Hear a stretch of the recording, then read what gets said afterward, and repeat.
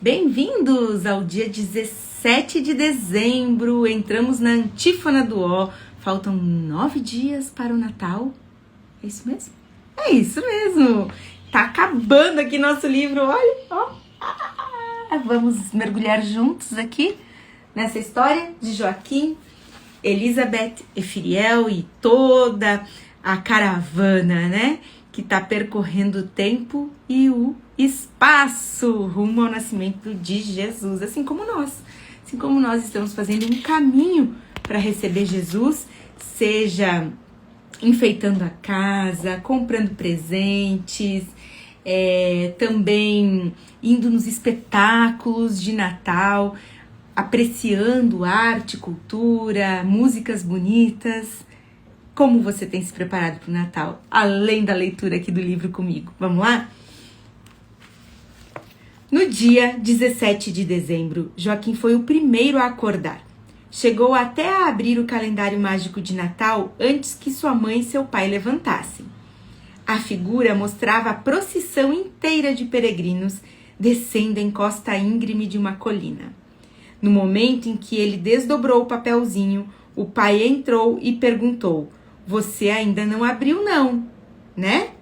Joaquim levou um susto. "Abri, mas ainda não li." O pai voltou correndo para o seu quarto e foi acordar a mãe. Não deixou nem que ela escovasse os dentes. Sentaram à beira da cama e examinaram o papelzinho. Hoje era o pai que lia. Será fiel. Estavam bem no final do século VI. Ao longo da cadeia de montanhas da Macedônia, corria uma longa procissão de peregrinos. Lá embaixo, na margem do rio Axios, um pastor levantou os olhos para a montanha. Primeiro, viu as 7 ovelhinhas descendo a montanha como um colar de pérolas. Em volta delas, esvoaçava um pássaro branco. Atrás das ovelhas, vinham 4 homens. Um deles com um cajado de pastor na mão. Atrás dos 4 vinham ainda outras pessoas. Essa visão assombrosa durou apenas 1 ou 2 segundos, depois desapareceu. O pastor esfregou os olhos, mas lembrou que seu pai havia lhe contado que tivera uma visão semelhante muitos anos atrás, um pouco mais abaixo, no Vale do Axios. Ele tinha visto um misterioso grupo escoltado por 2 anjos. Muito depois que a visão da procissão já havia sumido, o pastor percebeu que aquele pássaro branco não era pássaro coisa nenhuma. Agora ele também tinha visto um dos anjos do Senhor. Os peregrinos acompanharam o rio, descendo até o ponto em que ele desembocava no Golfo Termaico, no Mar Egeu. Elizabeth nunca mais vira uma água tão azul. Efiriel apontou para cima, para o pico de uma montanha bem distante, à direita do golfo para o qual olhavam agora. Aquele é o Monte Olimpo. Antigamente, os gregos acreditavam que ali era a morada dos deuses. Eles se chamavam Zeus e Apolo, Atenas e Afrodite. Mas agora, o meu relógio angélico indica que passaram 569 anos desde o nascimento de Jesus, e ninguém mais acredita nos deuses gregos. Eles acreditam em Jesus? Perguntou Elizabeth. Sim, disse o anjo, mas faz apenas 40 anos que a igreja fechou a academia, a antiga escola de filosofia de Atenas. Ela havia sido fundada quase 1000 anos atrás, por um famoso filósofo chamado Platão. Por que eles fecharam essa velha escola? Efiriel disse algo que Elizabeth guardou no seu coração. Muitas coisas foram feitas em nome de Jesus que não agradam aos céus. Jesus queria conversar com todos. Ele não esperava que cada um guardasse sua opinião só para si. Foi somente alguns anos depois que São Paulo chegou a Atenas. Ele foi o primeiro grande missionário da cristandade e, quando chegou a Atenas, quis falar com os filósofos gregos. Ele lhes pediu que ouvissem as palavras do Senhor, mas também quis ouvir a opinião deles. Efiriel não pôde continuar, porque Josué bateu no chão com seu cajado e disse: para Belém, para Belém. Depois de um tempo, chegaram a uma cidade localizada no ponto mais interno do Golfo. Efiriel disse que o ano era 551. A cidade se chamava Tessalônica e os romanos a haviam nomeado capital da Macedônia. Apenas 50 anos depois do nascimento de Jesus, Paulo estabeleceu aqui uma comunidade cristã e nós ainda estamos muito longe da Terra Santa. Nesta cidade, Paulo escreveu 2 cartas para os cristãos.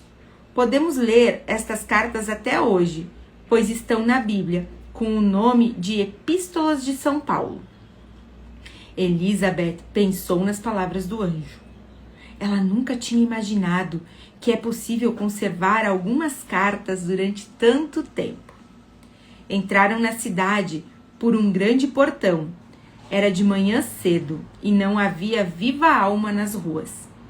Efiriel apontou para as muitas igrejas e disse que algumas já tinham vários séculos de idade. Parou próximo a uma delas e disse: 1500 anos hão de passar e esta igreja de São Jorge continuará aqui. Rumaram para o leste e logo chegaram a outra cidade. Aqui é a cidade de Filipe, disse Efiriel. Foi aqui que Paulo fez seu primeiro discurso em solo europeu. Aqui ele estabeleceu a primeira comunidade cristã na Europa. Na Bíblia há uma carta ou epístola que ele escreveu aos filipenses, quando foi preso por causa da sua fé. Efiriel apontou para uma igreja octogonal. De repente, uma das portas se abriu. Impuriel já havia começado a dizer: não tema, quando por essa porta, a passos largos, saiu outro anjo.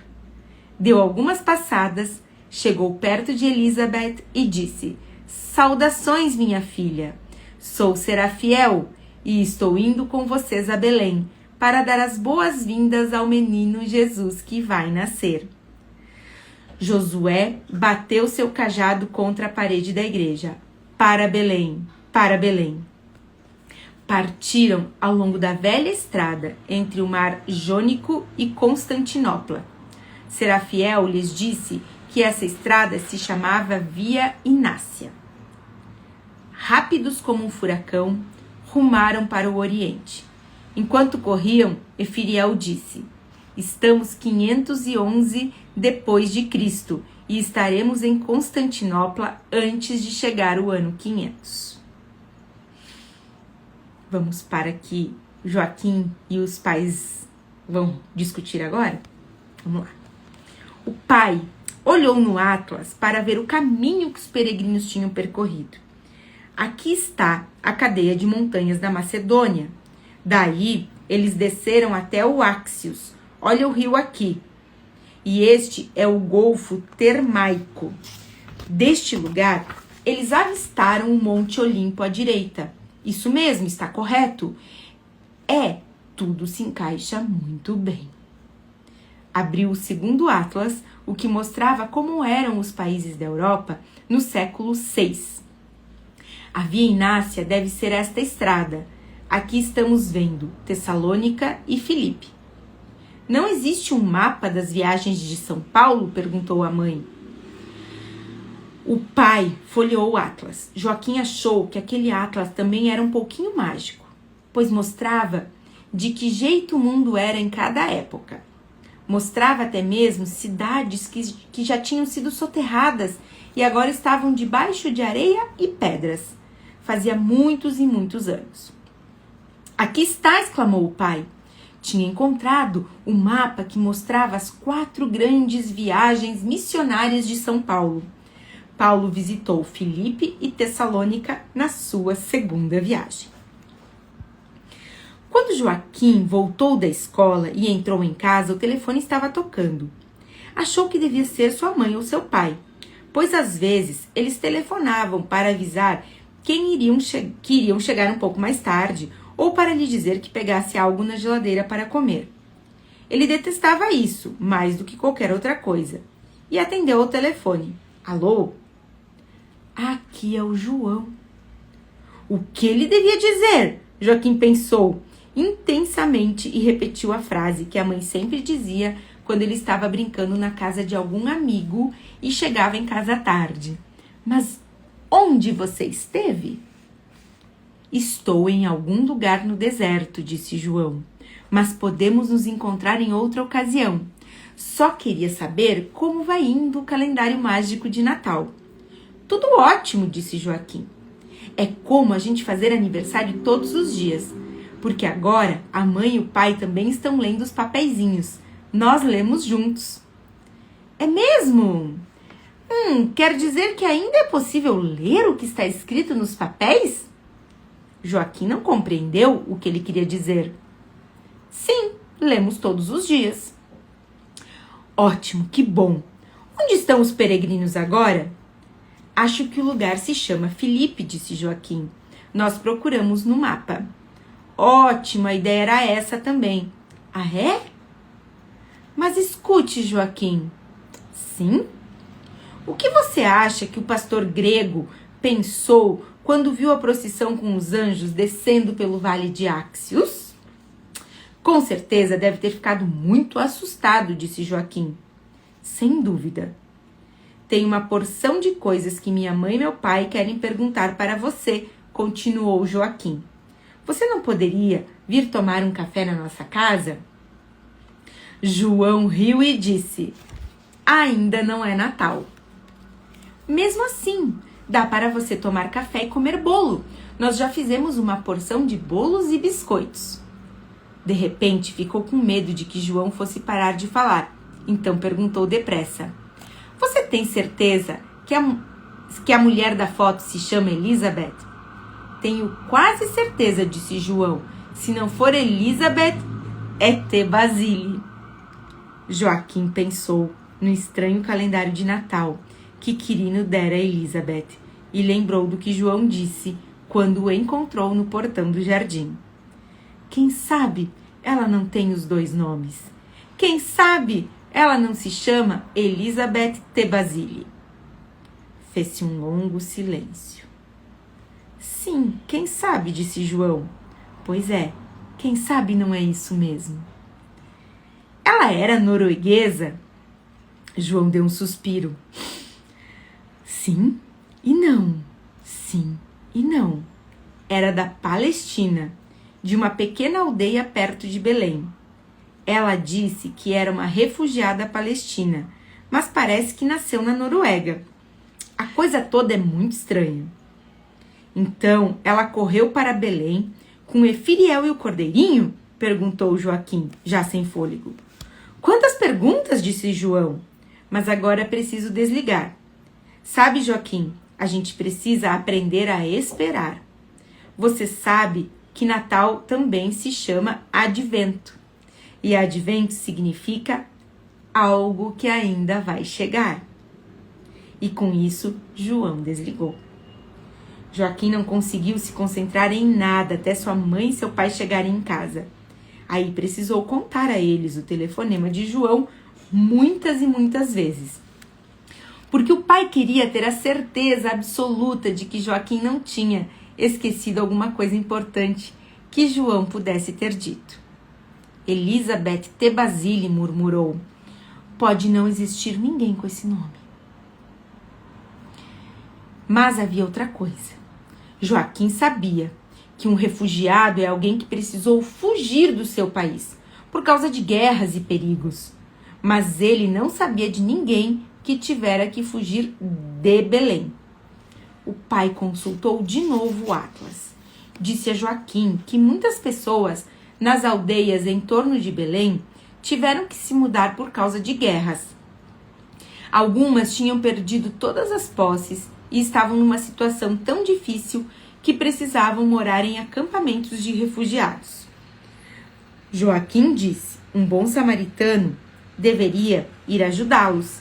Sim, porque Jesus quis ensinar as pessoas a ajudarem umas às outras nas horas de necessidade. Se fosse assim, haveria paz. Pois paz é a mensagem do Natal. Natal. Fica cada vez mais interessante essa história, não é mesmo? Então acompanhe ela na íntegra aqui nos rios do Instagram e também lá no YouTube. Vai lá pro YouTube, assiste lá também e espero que vocês estejam aproveitando. Fiquem com Deus e até amanhã.